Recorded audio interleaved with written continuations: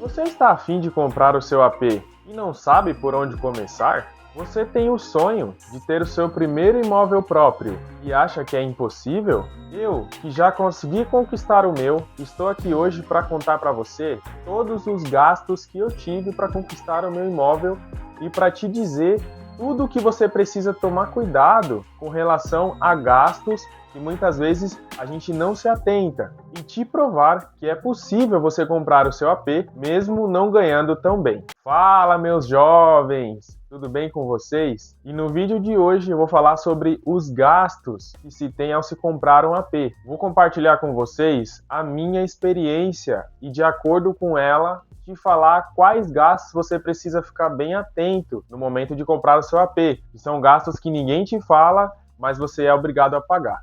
Passando em algumas informações aqui sobre o meu apartamento, ele fica ali na região de Embu das Artes, tá bom? Ele tem 52 metros quadrados. Quando nós compramos esse apartamento na planta, eu e minha esposa, 2 anos atrás, ele estava valendo ali 190 mil. Como nós compramos ele pelo Minha Casa Minha Vida, nós tivemos um subsídio aí de 60 mil, tá, galera? Ah, mas a gente vê vídeos aí que o subsídio máximo do Minha Casa Minha Vida é 55 mil. Sim, mas no nosso caso, como nós compramos no município de Embu das Artes, eles deram um subsídio a mais, que foi a Prefeitura de Embu das Artes que nos beneficiou com isso, que foi um subsídio chamado de Casa Paulistana, foi de 12 mil, né? Então o subsídio que a gente conseguiu referente ao Minha Casa Minha Vida não foi o subsídio máximo, tá bom, galera? Foi por conta dessa questão do Casa Paulistana. É meio que um incentivo para você comprar um apartamento fora da cidade de São Paulo, né? Sempre quando você vai comprar um imóvel nas cidades perpendiculares, né, à cidade de São Paulo, eles sempre dão algum incentivo nesse sentido. Passado essas informações para vocês, galera, eu quero falar aqui referente ao primeiro gasto que a gente precisa se atentar quando vai se comprar um apartamento, que é a entrada. Galera, eu vejo muitos vídeos referente a esse assunto e o pessoal fala que sim, você consegue comprar porque você consegue parcelar a entrada. Porém, existem algumas questões que nós precisamos nos atentar. E o primeiro é, tudo que você for parcelado, ele vai ter uma taxa de juros. Então você precisa se atentar ao contrato a saber qual parcela de juros vai ser cobrado para você. Por quê? Porque isso pode fazer com que a sua parcela fique muito alta, dependendo da taxa que o banco ou a instituição financeira que você for parcelar vai utilizar como um parâmetro, tá? Uma das coisas que me chamou a atenção e também fez eu querer comprar esse imóvel é que a taxa de juros da entrada, ela era fixa. Então nós demos aí 30 mil de entrada e nós parcelamos ela, né, em 2 anos. Nós demos aí uma parcela anual, tá, de R$ 2.000 e o restante foi parcelado. A nossa taxa de juros do parcelamento, ela era fixa, né? Ela não aumentava, então eu já sabia quanto que eu ia pagar de juros. Eu comecei pagando uma parcela maior e ela foi diminuindo. Então, ou seja, ela não ia aumentando. Quando a parcela vai aumentando, a construtora meio que tem um poder ali de aumentar essa parcela mais do que você pode pagar. Não sei se acontece algum imprevisto, algo nesse sentido. Eu já vi que algumas parcelas de entrada, eles aumentam muito, talvez por erro de cálculo, não sei muito bem por que eles fazem isso. Como no meu caso as parcelas iam diminuindo, eu já sabia exatamente quanto que eu ia pagar. Porque não tinha como eles colocarem mais taxas, eles aumentarem mais, né? Então esse foi o primeiro ponto positivo que eu encontrei quando eu pesquisando, achei esse apartamento. Desses 30 mil, galera, que nós parcelamos, os primeiros 8 mil nós tivemos que pagar em 5 meses, né? Eu creio que esses 8 mil seja o lucro da imobiliária, né? A comissão da imobiliária, que eles fizeram uma pressão bem forte para a gente pagar esses 8 mil. Ficaram questionando se não tínhamos à vista, se a gente não podia dar ali na hora, podíamos parcelar em 5 vezes. E aí, galera, nesse momento a gente tem que negociar. E aí eu conversei com a corretora, eu falei, olha, eu não tenho esse dinheiro. Na época até tinha um dinheiro guardado, mas eu não queria gastar. E eu falei, ó, não tenho esse dinheiro. Se você quiser fechar com que eu assine esse contrato, vocês vão ter que parcelar esse valor para mim. Aí ela fez uma cara meio assim, e falou, tudo bem, eu consigo parcelar em 5 vezes.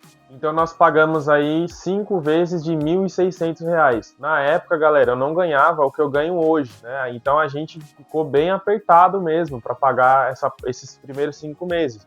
Mas nós queríamos tanto esse sonho, né? A gente tinha tanto esse sonho que a gente aceitou e pagamos esses 5 meses fielmente, né? Já inteiramos aí 8 mil da entrada do apartamento. Depois que passou esses 8 meses, aí a gente começou a pagar os boletos da entrada que era direto para a construtora, né? Começou em parcelas aí de R$ 1.300 e terminou com parcelas de 800. E a entrada assim, galera, eu particularmente gostei muito de pagar dessa forma. Eu não sei se é muito fácil achar apartamentos que tenham essa condição de parcelamento de entrada, mas eu achei muito interessante porque 1.300, no próximo mês diminuía 10, 20 reais. Então, sempre que você pagava, diminuía um pouquinho, né? Claro, com exceção da anual. E aí na época, galera, foi aprovado um pró-soluto. O que é o pró-soluto? A nossa obra, ela estava prevista para entregar em junho do ano passado, né? Já fez um ano que era para eles terem entregue e eles não entregaram ainda. Eu, pesquisando com outras pessoas que também têm essa experiência, eu percebi que é normal. Eles já aprovam esse tal desse pró-soluto por conta disso. O que é o pró-soluto? É a possibilidade de você pagar a parcela da entrada juntamente com a parcela do financiamento, porque eu já vou falar mais para frente do financiamento, e você só começa a pagar ele depois que você pegar as chaves do apartamento.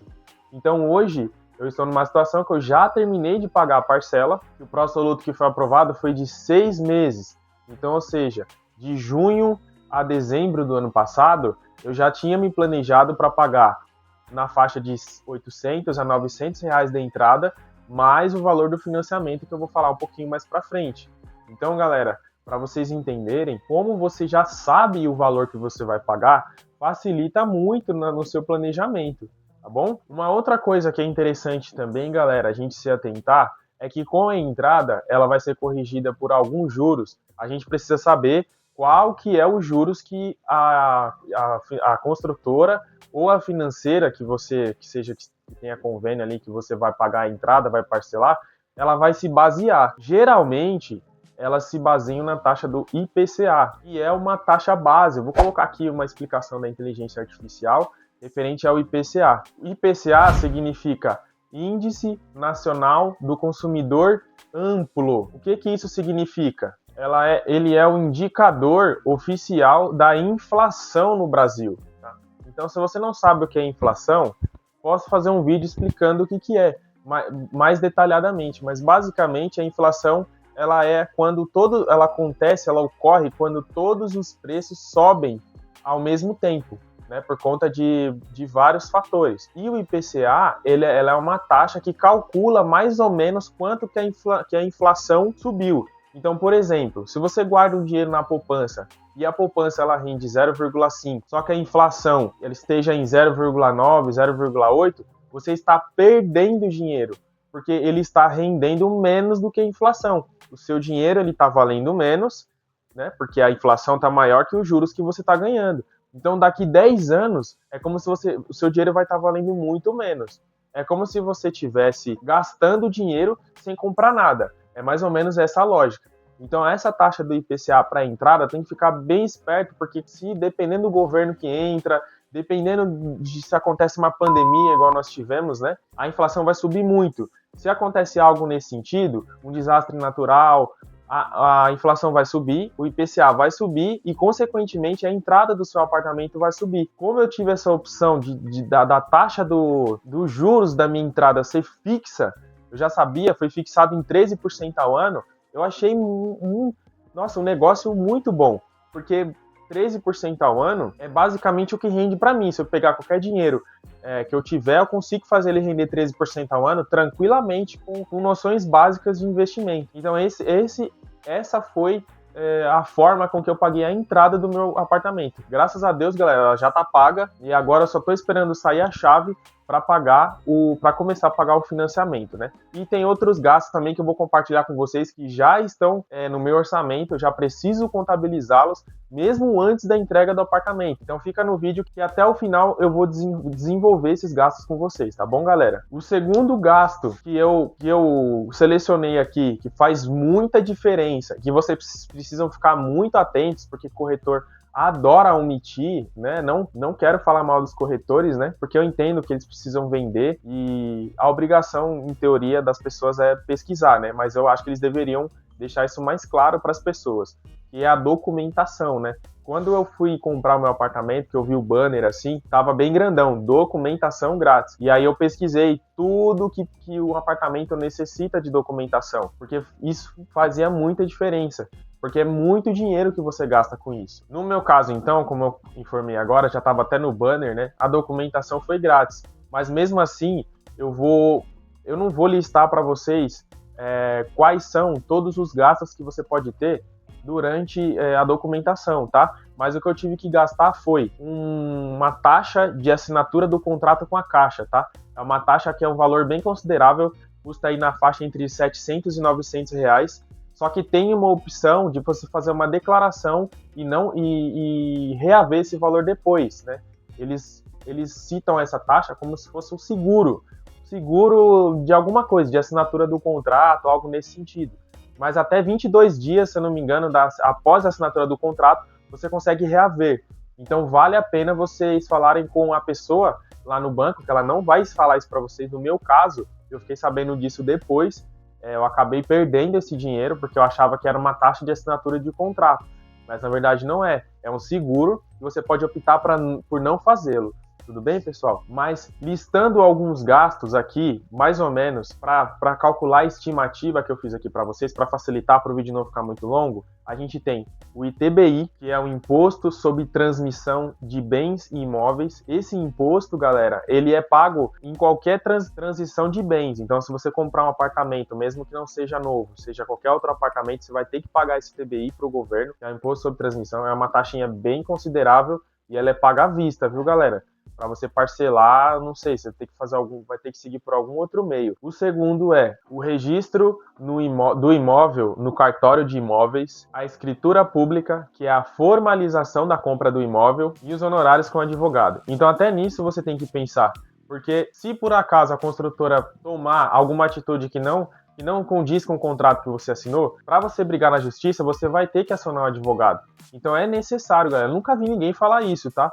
Mas é necessário você pensar nisso também. Então, por isso que é importante, eu sempre vou frisar aqui no canal a importância de uma reserva de emergência. Pela ordem, se você for seguir uma ordem na sua vida financeira, primeiro, quite suas dívidas. Segundo, conquiste a sua reserva de emergência. Depois você pensa em financiar um imóvel, tá bom, galera? Referente ao financiamento, eu vou falar mais pra frente. Mas a questão dos gastos com a documentação, elas podem representar até 5% do valor do imóvel, galera. Então veja, se o meu imóvel custa 190 mil, 5% do valor desse imóvel seria na faixa entre 8 e 10 mil reais. Então, e esse valor de 8 e 10 mil reais, eu teria que pagar à vista. Eu teria que ter esse dinheiro para poder desembolsar para pagar a documentação. Então, na época, eu não tinha esse dinheiro, né? 2 anos e meio atrás, por aí. Então, a documentação é um ponto muito importante e precisa se atentar muito. Pesquisa, já citei alguns exemplos aqui no vídeo, você pode printar a tela aí. E aí, quando você for falar com o seu corretor, pergunta para ele. Se nem um cara souber te falar, você fala, não, chama alguém que saiba me explicar sobre isso, porque eu sei que eu vou ter que pagar. Então não adianta eu assinar o contrato aqui agora, você me falar que eu vou só pagar isso que você está me falando, a entrada, sendo que eu tenho uma documentação. Tem relatos que eu já vi, já me falaram, da documentação, o pessoal só informar que precisava ser paga no momento da entrega da chave, entendeu? Para a pessoa ficar emocionada, para a pessoa ficar ali sem saber o que fazer e acabar pagando de qualquer jeito, às vezes pagando valor a mais, entendeu? Porque é um baque, você planeja tudo para entrar para seu apartamento novinho e aí chega lá na hora de pegar a chave e vem lá o papelzão com um boletão de 15 mil reais para você pagar. Quanto maior o valor do apartamento, mais aumenta a taxa da documentação. Tudo bem, galera? Então é uma taxa para vocês se atentarem. Terceiro gasto, galera, que influencia muito no nosso orçamento quando se fala em financiar um apartamento, que é a evolução de obra. Sim, a evolução de obra, não sei se você já ouviu falar. Eu nunca tinha ouvido falar quando eu comprei o meu apartamento, e lá no momento em que eu fui assinar o contrato, a corretora falou que é pouquinho, a evolução de obra nunca ultrapassa o valor da parcela. E aí na sua cabeça você pensa, a parcela do meu financiamento é R$ 500, né? Eu até dei um spoiler aqui. E a parcela que eu pagava da entrada era 1.300. Quando ela fala isso, que a evolução de obra não ultrapassa o valor da parcela, ela está falando da parcela da entrada ou do financiamento? Porque eu conheço exemplos de pessoas que compraram um apartamento no mesmo condomínio que o meu e a evolução de obra já ultrapassou os dois. Então, não acreditem muito nisso. Tem alguns casos que a evolução de obra já vem no contrato, você consegue ter acesso a ela. O contrato de financiamento, ele é muito grande, galera. É o dia que eu mais assinei folha na minha vida. É uma coisa absurda. Eu juro pra vocês, é uma questão... Olha, eu acho que se eu assinei 60 folhas foi pouco. É muita folha, você tem que dar um visto em todas as folhas. Chega uma hora que você fica já cansado. Só que você tá assinando uma coisa, né? Que vai mudar sua vida por muito tempo. Então eu indico que vocês, além de pesquisar, deem uma folheada no contrato, ou ache essas parcelas da evolução de obra, por exemplo. Porque no meu caso, eu comecei pagando R$ 70. Realmente é um valor bem pequeno, né? Não influencia tanto no meu orçamento. Mas hoje a evolução de obra já passou dos 500, galera. Então olha que diferença. Foi aumentando, vai aumentando um pouquinho, 2, 5, o papo do corretor é esse. Mas teve meses que aumentou R$ 50 assim, ó, de uma vez só. E quando aumenta esses R$ 50, no próximo mês já vai aumentar mais um pouco, ele nunca diminui. Eu tenho relatos de pessoas do meu condomínio que pagam aí R$ 1.700 de evolução de obra. Então é uma taxa que precisa se atentar. E uma outra coisa que é interessante é que a evolução de obra ela não desconta do saldo devedor que você tem com o banco. Então eu, por exemplo, já paguei 30 mil de entrada para a construtora, tive 60 mil de subsídio e 100 mil o banco financiou para mim. Então, em teoria, já assumi com meus compromissos, só preciso ficar atento com o financiamento agora.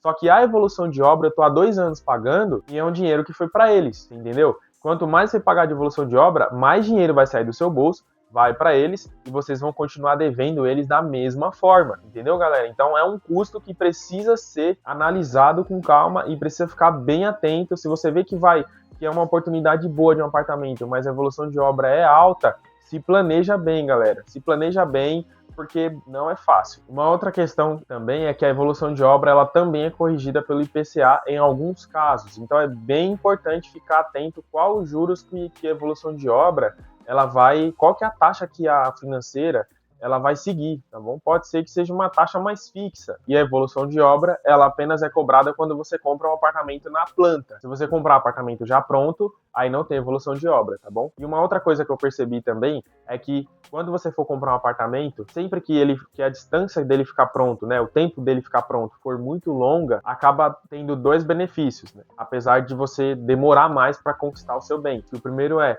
você tem um tempo maior para parcelar a entrada. E o segundo é, a evolução de obra, ela é melhor diluída. Então eu que comprei o apartamento lá atrás, e olha que eu comprei esse apartamento, galera, já tinha gente que comprou antes de mim. Só que o apartamento, quando você vai comprar, o meu era de 190 mil porque é no 7º andar. Se eu fosse comprar na cobertura, ele era bem mais caro. Era 250, 260. Essa galera que comprou o apartamento lá em cima, mais alto, quando eles comprou depois de mim, eles não tiveram tempo de diluir mais a evolução de obra. Então a evolução de obra já começou num valor bem mais alto e aumentou mais ainda. Porque a impressão que eu tive é que quando chega na fase de acabamento da obra, a evolução de obra fica mais cara.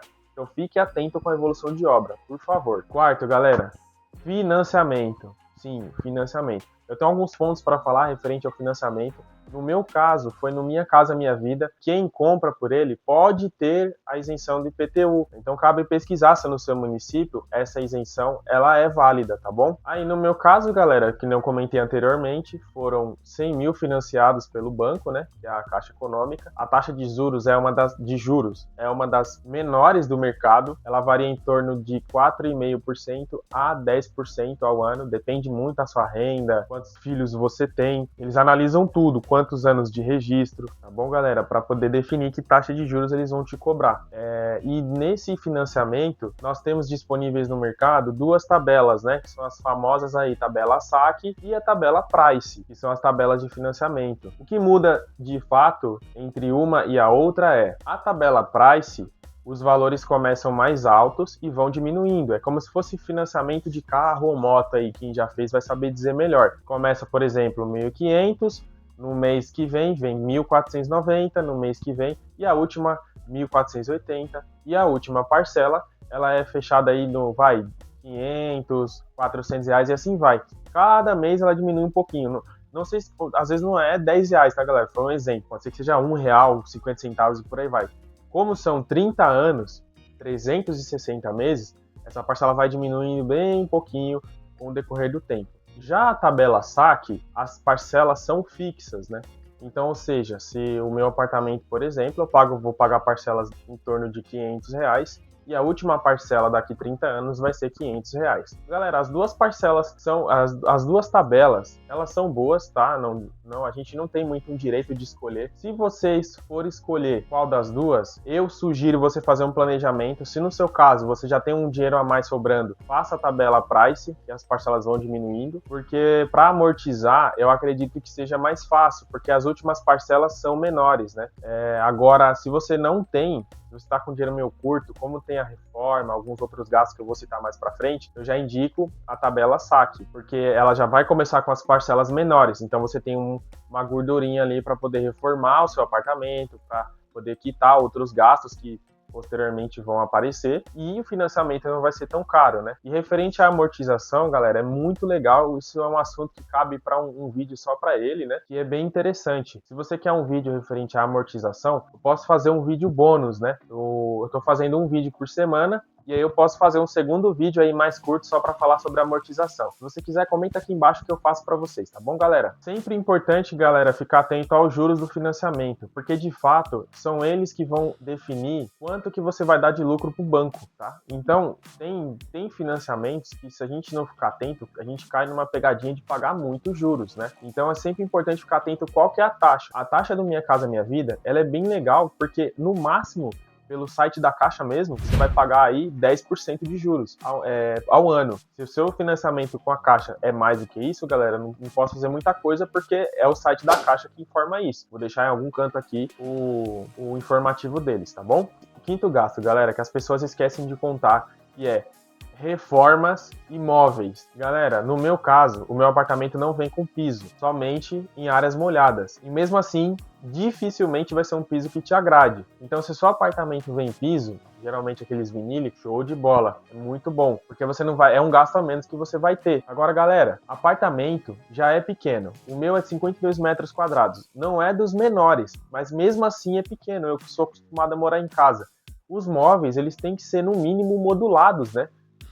Tem uma diferença entre planejado e modulado. Modulado ele é bem mais em conta e é quase um planejado ali. Você consegue fazer ele da forma que você prefere. E querendo ou não, eu já não ia comprar guarda-roupa modulado. Eu já vou ter que comprar. Porque como os quartos são pequenos, se eu não fizer isso, o guarda-roupa não vai caber a cama direito, vai ficar aquele negócio. Então eu tenho que aproveitar cada cantinho.